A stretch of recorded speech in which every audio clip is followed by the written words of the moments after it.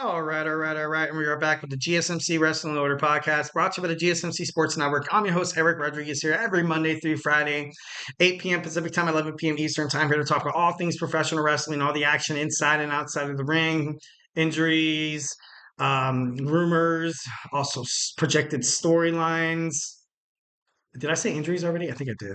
But anyways, so just kind of reflect on what we talked about real quick. We had our WWE SmackDown review. Now we're going to get into our Monday Night Raw preview. But before we do any of that, I want to remind you guys to use the tips and donations link at the GSMCpodcast.net. Shoot me your comments, questions, and concerns. I don't know why this is not working. Bam. Tell me what you like. Tell me what you don't like. Give me your projected storylines. Give me your projected rumors. Just tell me anything. Tell me how what happened over the weekend. Let me know, if the show sucks. I'm just kidding. No, don't do that. Don't do that. Uh, let me know if, ultimately, tell me what you like. Tell me what you don't like about the podcast. Love criticism 1,010% of the way. So I feel like it can only make you better. So, make sure you hit up that tips and donations link. Of course, anything is absolutely appreciated. Love you guys. I know how crazy this world is in terms of economics and stuff like that. And I don't want to get too much into that. This is a professional wrestling podcast. If you guys don't like, if you guys don't want to talk about professional wrestling, you guys can go watch some Fox or some MSNBC or some CNN. I'm just kidding. No, I don't know why I switched to a Southern accent. I'm sorry for those in the South that are listening. Hopefully you don't hate me. I'm just kidding. Talk about all things wrestling. Hit up the GSMCpodcast.net. Hit up the tips and donations link, and it'll be greatly appreciated. All right, guys. Now we're going to talk about some Monday Night Rollins. Yes, it is Monday Night Rollins tonight. It's been reported that the show is going to kick off with Seth Rollins coming to deliver the instructions to CM Punk. Also, Drew McIntyre. What kind of surprises does the visionary hold for the Irish psychopath, for CM Punk? CM Punk's first match since his injury. His first match back, I believe, was Royal Rumble. I think it was Royal Rumble. Then he got injured, and then he's coming. I think this is going to be his first actual match and since his WWE return, obviously leaving AEW due to a little bit of disputes backstage with the Young Bucks and Hangman Adam Page and Kenny Omega and also Jack Perry. So. Should be interesting. I think 1,010% this match heading towards SummerSlam. This is huge for CM Punk. This is huge for CM Punk. I know that CM Punk comes off like this guy who's like, I don't let anybody get in my head. Everybody who hates me, I can tone out those noise. I can't hear you. I can't hear you. But in reality, I think it bothers him. I think it does bother him a little bit. He's definitely a superstar that really has not shied away from controversy, so to speak. So, you can bet him coming back to SummerSlam, he wants this to be probably the best match in his professional wrestling career because essentially he's coming back from injury. Ow. As you get older, you're more prone to injury. Ow. And thirdly, it's because you're back in the WWE. You're not with AEW anymore. This is to a point where you gotta not like a put up or shut up because I feel like WWE would never ever release CM Punk again. But this is kind of like all right, this is my homecoming to this new world that I have within WWE. You had the apology already for the pipe bomb.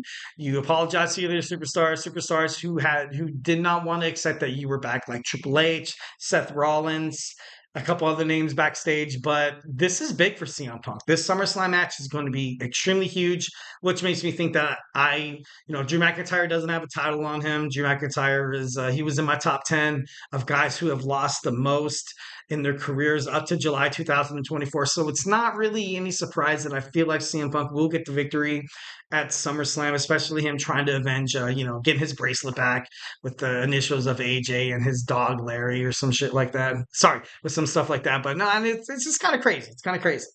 So we're going to find out what the Visionary has in store. Hopefully, I'm an attitude era guy through and through. I love match stipulations. I know a lot of people are like, oh, some match stipulations can be pretty stupid. And I'm not like talking about like a pajama prison match or a tuxedo match or a lights out match or one of those matches where you had to wear the bag over your head and like people were fighting like, like I'm not talking like those matches. And it'd be cool to kind of see something like, like a steel cage. These guys have been, constantly, messing with each other and then just absolutely leaving confine them to a structure to the point where they are forced to have to take each other out. I would love this to be like a steel cage, maybe like a Hell in a Cell, not being too greedy, but I feel like that'd be pretty badass. Like if this, if this segment goes, Seth Rollins, he gives his instructions. CM Punk grabs the mic. He's like, you know what? I don't want any interferences. I want this match to end clean. I want this match to end to the point where Drew McIntyre feels like he cannot recuperate. I want him to feel this match for his whole entire career. I want to take everything from him like he took away from me. I want this match to be a Hell in a Cell match. That would be pretty badass. To be honest, that's what I would do.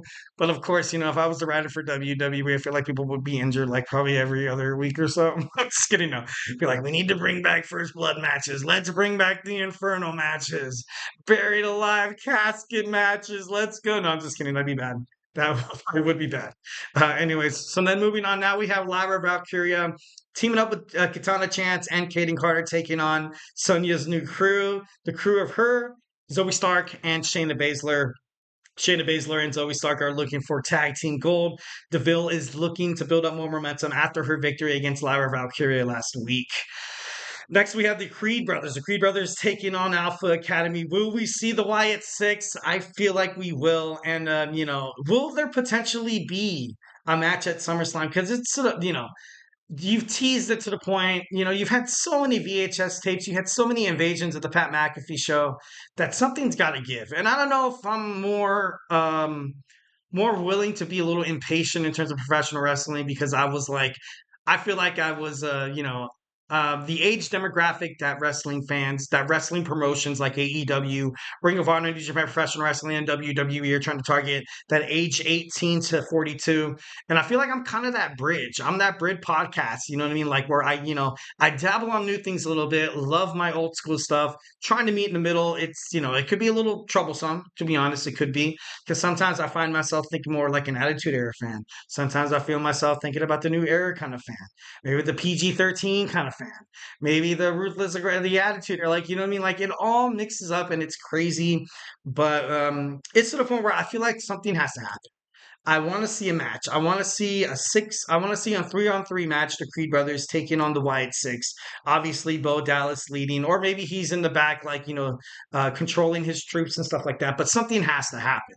I'm sorry. I'm done with these videotapes. I'm done with Nikki Cross coming up to the announce table giving VHS tapes. Which her under the witch Gabby, Abby, not Gabby. Under the witch Abby, she still looks kind of hot. I gotta be honest. I'm just kidding. No, I'm just kidding. No, I'm not kidding. But like kind of a funny little joke there.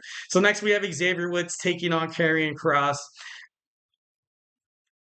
I love Xavier Woods, part of the New Day. I really honest at the junction in this guys in all three of these guys, Kofi, Biggie, and Xavier. I don't see why they would do anything to kind of split them apart. And Karrion Kross with the authors of pain, like when is this going to end? When is this feud going to end? I really don't like it. You have the Final Testament. Then you also have the Wyatt Six that's still dark, ominous kind of tone where these guys are going to go out and do whatever freak they want. And it's to the point where, like, I want to see something better for Xavier Woods. I think Xavier Woods, he could possibly be a challenger for the Intercontinental Championship. Once when Braun Breaker beats Sami Zayn or vice versa at WWE SummerSlam, there should be probably like a gauntlet match, maybe like an over-the-top rope battle royal, or maybe like a tournament. And I want to see Xavier Woods fight. He's a great competitor. Obviously, he's the only one who has not won a singles championship. Yeah, ouch, that hurts. But where he's at and the way they are with the New Day, I just feel like, and especially with Monday Night Raw heading to Netflix, you're going to have to need that kind of star power. You're going to need that goofiness. You're going to need that just elusive, kind of commentary media and stuff like that. So breaking up the New Day, I kind of felt like that was going to happen. I thought it was going to happen. And, I feel like something's got to give. I feel like Kofi coming back, helping out Xavier Woods defeat Karrion Kross tonight would be pretty badass. But once again, I do not, have not really heard anything in terms of like his injury status and stuff like that.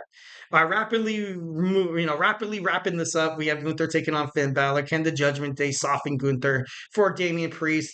Liv and Rhea, their last stop is tonight before SummerSlam. So can we hint at maybe a Dominic Mysterio potential turn on Rhea Ripley? Maybe. We have Sheamus taking on Bronson Reed and returning tonight. He's been seen backstage in Minneapolis, St. Paul. Cruz del Toro of the LWO. A lot of exciting stuff, a lot of crazy things happening in the Put Up or Shut Up episode of Monday Night Raw. All right, so now we're going to move on into our third segment. We're going to talk about the legacy of Triple H. We had a birthday boy on Saturday. So we're going to talk a little bit about the cerebral assassin, the game, Triple H, when we come back.